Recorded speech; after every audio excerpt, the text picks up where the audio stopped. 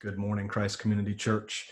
It's Pastor David Fairchild. I thought it good to connect and just say hello to let you know that we are, as staff and elders, praying for you, and also just to talk about what to do in a worrisome time. I know it is times like this that things feel so insecure and unsure. So many of us are struggling with fears and doubts, and maybe those fears are turning into a kind of anxiety or a dread because we are not sure what's to come. We don't know if our jobs are going to be there once we get through and on the other side of this pandemic.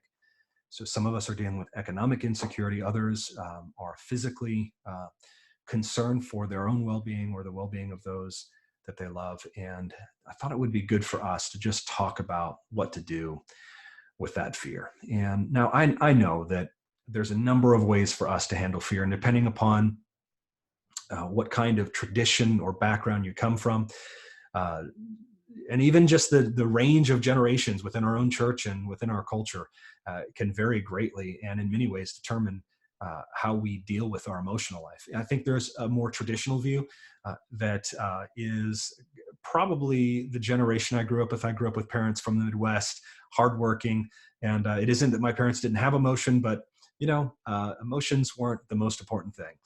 Being happy was not the most important thing. And so sometimes in a more traditional context, you can see emotions suspiciously. You can see them as something that's a hindrance for you to be able to do and accomplish what you want. You know that they're there and you know that you have them, but you are suspicious of them. Yeah, there's some truth to that perspective, certainly. But I think I have a dear friend of mine who has helped me process through this. I think that when we don't treat our emotional life through the lens of Scripture, um, I think what we do is we're taking something powerful, and like a great spring, we are essentially compressing it. And now, the problem with doing so is all that energy that builds up only results in a fairly violent response. And I was thinking of this as a child, when we used to go to the public pool, or I'd have a friend that had a pool. He had the big beach ball. And if you ever tried to play the game where you could sit on the beach ball, I never could. Or you try to play the game where you could shove the beach ball under the water as far as you possibly could. One thing was true. The more force you use to push down that beach ball, the more violently it erupted through the surface. I think this is how some view their emotional life. They want to suppress it. They want to push it down. They know that it's there, but they're suspicious of it. They don't know what to do necessarily with it. There's another way of handling our emotional life, which is probably fairly popular today, which is that our emotions are a sign and a badge of our authenticity.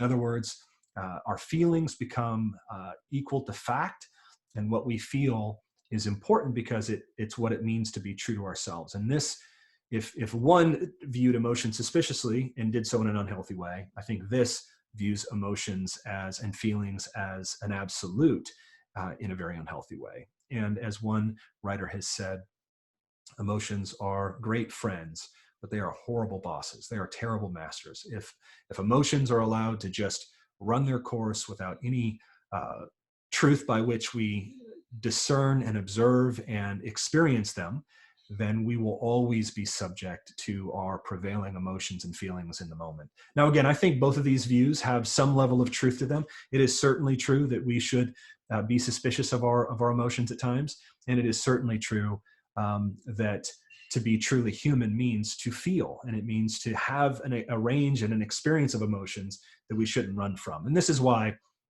in our community groups, sometimes depending upon the generational mix, it's as if you have two different groups speaking two different languages. Those that are over 50 look at those that are under 30 or 40 as untethered and just sort of verbally vomiting everything that they feel. And their recommendation would be to remember that discretion is the better part of valor. For those that are younger, maybe millennials or Gen Z, they see those that are older as not being honest and truthful, and therefore stifling what is authentic about them as a human. And again, I think they both have some truth, but I also think that the Bible offers to us a different way, a third way, really, to deal with our emotional life that is neither traditional or progressive. It's another way. It's a way of being truly human, where we recognize that what it means to be human is to have a full and robust emotional life. But it also means that we are a people that are to take our emotions through what we know is good, right, and true. And so what I wanted to talk about this morning is Psalm 3. I don't want to spend a lot of time there because this is not a sermon, but I wanted to take a look at it. I'm going to read it for you real quick. It says, of course, you know, the context of the psalm is King David is being chased by his son, Absalom. The son wanted to usurp his power and take his throne. And so instead of fighting his son, David takes some of his men and flees to the desert. He's in the desert. He's writing this psalm in that situation. And this is what he said. "O Lord, how many are my foes? Many are rising against me. Many are saying of my soul, there is no salvation for him in God." Now what an accusation. It's one thing to threaten you physically. It's another to threaten you existentially, to say that there's no salvation to be found for you in God. What an attack. And he goes on to say, Selah.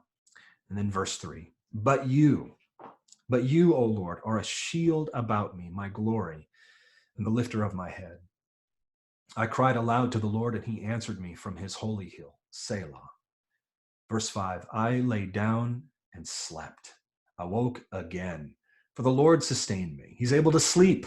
His fear, his anxiety is now giving way to what he knows to be truth about his God, and it allows him to lay down and sleep. I sleep, I wake again, for the Lord sustained me. I will not, it says in verse 6, I will not be afraid of many thousands of people who have set themselves against me all around. Now notice it's the all around he says here. You know, there's enemies from every side.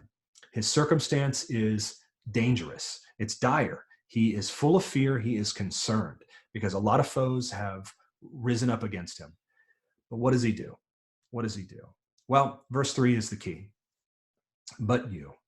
He remembers what his God is like and what his God has promised. But you, O Lord, are a shield about me, my glory, and the lifter of my head. What great instruction here. Not only the truth that David speaks, but the way in which he takes himself from fear to faith. I've shared this a couple of times in a few of my sermons, that I've found the Psalms for me to be incredibly instructive on the one hand, but also extraordinarily inviting. Why? Well, the Psalms are inspired by the Spirit, and those songs are written for God's people to sing them back to God. And a lot of those Psalms are very dangerous Psalms. When I was a younger Christian, remember I came to Christ as an adult, and as I was beginning my journey of learning to be a disciple of Christ, I remember an older brother telling me, look, if you run out of things to pray for, because I set out to pray for half an hour, and about 5 minutes in, I'd be like, okay, I'm done. I didn't know what to pray to the Lord. I remember him saying, if you ever forget what to pray for, just open up the Psalms and read them, and then turn those songs into prayers back to God. And so that's what I've been doing for 20 plus years. I've been taking the Psalms and reading them and then praying these Psalms back to God. But probably for the first 5 to 7 years, I was deathly afraid of praying some of the Psalms back to God. Why? Because they were dangerous. Some of the Psalms seemed disrespectful to me, irreverent. I mean, I couldn't pray God's word back to him because it seemed unholy to do so, which is a strange thing the moment you think that your holiness has surpassed the scriptures. It's problematic. But that's where I was. I didn't know necessarily what to do with my emotional life, and I certainly didn't know what to do with my emotional life as it related to my relationship with God. And there's a couple of Psalms, one that seems so dark and has no hope in them at all, another that questions God's activities, not only where are you, God, don't you see our plight, but the question is asked, are you busy? Some commentators have rightly drawn out that the question is, are you occupied? Are you in the restroom? I couldn't imagine praying such guttural prayers to God, such honest prayers to God. And yet, as I've gotten older, as I've begun to allow these Psalms to have their way with me, more and more I see that that's not a fault of the Psalms, it's a fault of my own heart. Um, to have the kind of confidence that David does, that he can come to God as Father and talk to him in these ways, to be truthful with him, to really tell him how he's feeling, and to not be fearful that God would reject him, but he would receive him, that he would hear his prayers, and he would actually answer them, is an incredible model for us. Now, to be sure, that doesn't mean that these circumstances and situations changed immediately. I would never want to give the false hope or promise that God is going to, like a bridge over troubled waters, take us over our trouble. But instead, what it seems the Psalms do for us is they make a promise to us that God will not cause us to avoid the raging river, but he will hold our hands the entire way through. And what we can bank on, what becomes the ballast for our soul, the anchor for us during troublesome times like we're experiencing, is not the strength of our convictions or even the purity of our faith, but the character of our God. He becomes our constant. And this is what David is saying in verse 3. But you. Here's my circumstance, verses 1 and 2. Here's what's happening. But you, O God, he says, are a shield about me. Right? So he mentions in verse 6 that his enemies have set themselves all around him. And yet he also says, but you, Lord, are a shield about me. Now that's interesting language, because when we think of shields, we usually think of swords and sandals and sand in most of the movies that we like. And those shields can be fairly small, and they're meant to be shields to parry the strike of an enemy. They're a defensive shield. They're of no use and help to you if you're weak, that's for sure. They're lighter so that you can run away from trouble. But you cannot destroy an enemy with a shield. That's not what they're intended for. But this is a different kind of shield that David is talking about. Now, Tim Keller in his sermon on Psalm 3 discusses these two different types of shields. And he says that this kind of shield is the kind of shield that would be used to storm a fortified city. So if you were on offense and you were moving towards the danger, if you were coming to, defeat an enemy, you would need this kind of shield that was a shield all around you. It would be a shield over your head. It would be a shield in front of you, beside you, around you, and behind you. It would protect you and your troops as you entered into the firefight. Now, of course, the reason for this was important. As you entered the gates, usually they would have military positioned on top of the gates, on either the top of the wall, or they would have a ledge up above where they could drop very heavy boulders down upon your head, or hot oil upon you. And so this shield was a shield to protect you, not as you ran away, but as you went through the trouble, through the fight, through the fire. I remember a story when I heard Tim Keller share this in one of his sermons. I remember a story when I was just a little kid. I was under 10. I was probably 7, 8 years old. And I remember telling my father that I wanted to go to the haunted house that was in our town. At this time in Port Orchard, we had a National Guard armory just down the street from us. And every year they would turn this armory into a haunted house. It was a good haunted house too. And so finally I had worked up enough courage that I wanted to go. And I told my dad I wanted to go. My sisters didn't go. I think they were busy that night. But my father was the one that drove me down to this haunted house. And we were joking along the way. And he was, telling me I was definitely going to be afraid and probably want to run. And I, in my brash, young arrogance, I said, no way, I'm not going to be afraid. It's all fake anyway, Dad. I know that. It's just costumes. Well, we pay our money. As soon as we walk through that black plastic and enter the threshold of danger, right, of the haunted house, and the first character jumps out, I scream, close my eyes, and grab my father's jacket with a death grip. And I was not letting go. Now, what's interesting as I look back on this story, I used to tell this story as a teenager and as a young adult, and I would often focus on my death grip to my father's jacket, because I think for whatever reason at that time, I maybe foolishly thought that's what saved me. It was the fact that I held onto my dad's jacket that allowed me to make it all the way through the rest of that haunted house and out the other side to safety.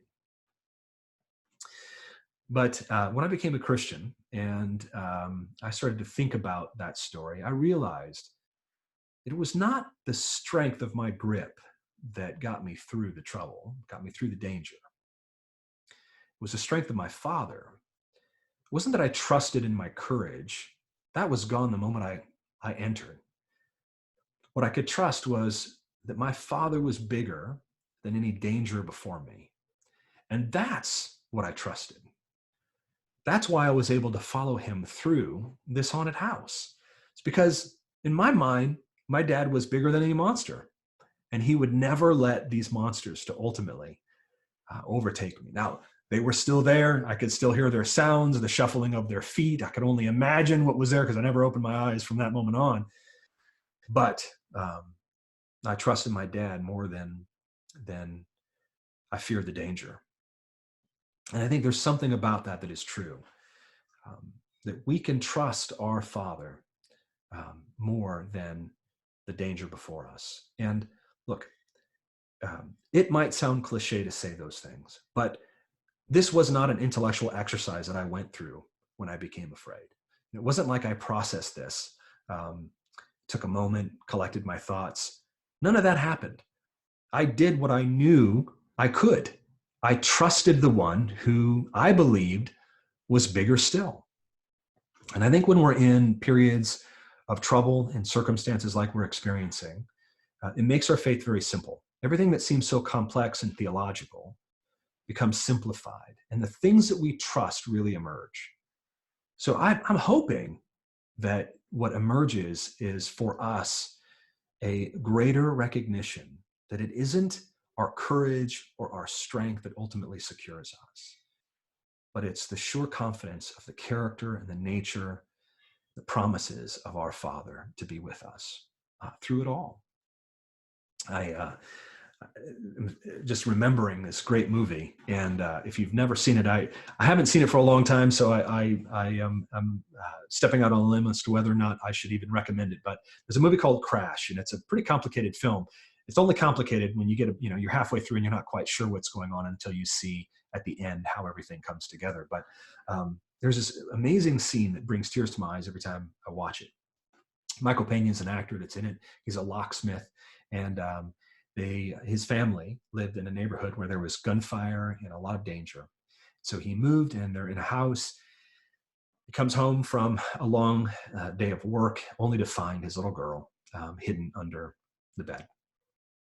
She's afraid. She's afraid because even though she's moved locations, she still fears a bullet coming through her window. And so in this great scene of what a good dad looks like, what a good father looks like, Pena's character gets down on the ground, which I think is so beautiful.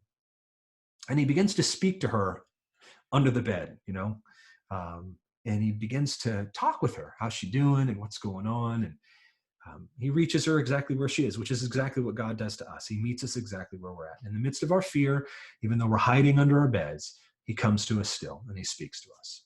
And then he tells her this great story. And he says, when I was a little boy, someone gave me a magic cape that has protected me ever since. And it's a cape that means nothing can happen to me. No bullet can penetrate it. And he asks her if she wanted it as a belated birthday gift. Of course, she says yes. And so this scene is so wonderful because you begin to see her slowly emerge from under this bed. And he sits her on the edge of the bed, and he acts like he's taking off this cape, and he puts it around her neck and he ties it on her neck, and he says, "There, now it's yours. This will protect you." And so what does she do? She does what this psalmist does. She lays down and she sleeps. She's able to rest. Now, the stories have a way of shaping us, don't they? Which is why I think this story is so impactful to me. One, just because of the display of how great a father he is, how patient he is. But two, because it tells us something that's true about our God. It's a fictional story, but it reminds us of what our God is like, how tender he is with us, how gentle, how patient he is with us. But what's crazy is that's just a fictional story. And what we're doing when we're reminding each other of what God is like is we are essentially taking truth and we are wrapping it around the neck of our brother and sister, and we are tying it and saying, you're safe now. Nothing can ultimately overtake you. Yes, you might face danger, and yes, circumstances might change, and yes, you might experience some bumps along the way. Remember, you're not going to be removed from danger and taken over the raging river, but God is going to secure you through it all. He will be with you every step along the way, and nothing can ultimately take you because you're his and because he's trustworthy. Well, I pray that that is the case for us as Christians, that we remind each other of these truths, that we rehearse these truths, that we reach out to one another by text, or we get on a video call with one another, and we check in, we see how each other's doing. And as we struggle, which we will, as things change, which they will, I pray that we are reminded to trust God. But you, O Lord, are a shield about me. Remind each other that we have a God that is our shield in every way, in every way. That's my prayer for every one of us that calls Christ Community Church home, and for every one of my brothers and sisters that are watching this video. May it be true for you. Amen.